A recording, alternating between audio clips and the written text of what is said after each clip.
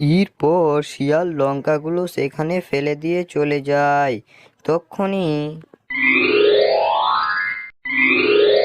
আমি হলাম জাদুর লঙ্কা গাছ। আমি ভালো আর সৎ মানুষের কাছেই আসি।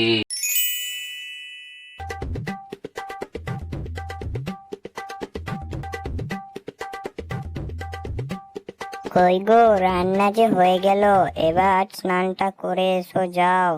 যাই যাই, তুমি ততক্ষণে ভাতটা বেড়ে রেখো, আমি এসে ভাত খাবো। তাহলে আসি।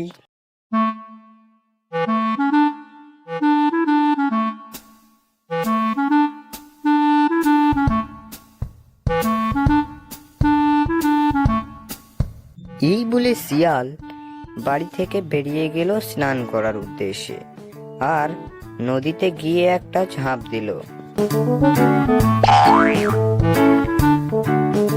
স্নান সেরে বাড়ি ফিরছিল, হঠাৎ রাস্তায় দেখলো কতগুলি লঙ্কা পড়ে। আরে, রাস্তার মাঝখানে এতগুলো লঙ্কা কিভাবে এলো? যাই, আমি লঙ্কাগুলো বাড়ি নিয়ে চলে যাই।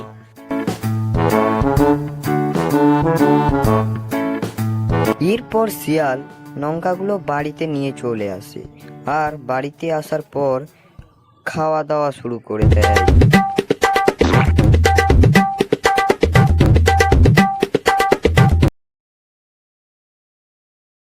বউ বউ, জানো আমি আজ স্নান সেরে ফেরার সময় অনেকগুলো লঙ্কা কুড়িয়ে পেয়েছি, ওগুলো আমি বাড়ির পিছনে লাগিয়ে দেব।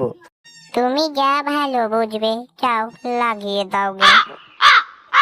এরপর শিয়াল তার বাড়ির পেছনের ফাঁকা মাঠে চলে যায়, যাতে সেখানে তার লঙ্কাগুলোর গাছ বেরোয়। এরপর সে লঙ্কাগুলো ছুঁড়ে সেখান থেকে পালিয়ে যায়। তক্ষুনি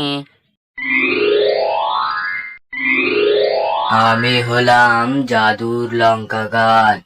আমি ভালো আর সৎ মানুষের কাছেই আসি। আর শিয়াল খুব ভালো, তাই আমি শিয়ালের কাছে এসেছি। আরে যাই, লঙ্কার উপর একটু জল ছিটিয়ে দিয়ে আসি, তাহলে তাড়াতাড়ি গাছ বেরিয়ে যাবে।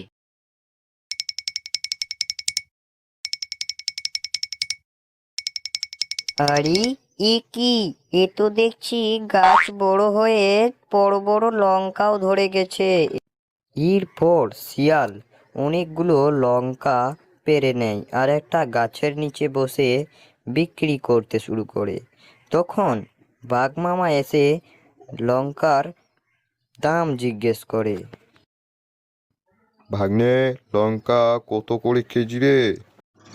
বন্ধুরা, তোমরা যদি এর পরবর্তী পর্বটা দেখতে চাও তাহলে এই ভিডিওটিতে লাইক করে দাও আর চ্যানেলটি সাবস্ক্রাইব করে পাশেই থাকো পরবর্তী ভিডিও দেখার।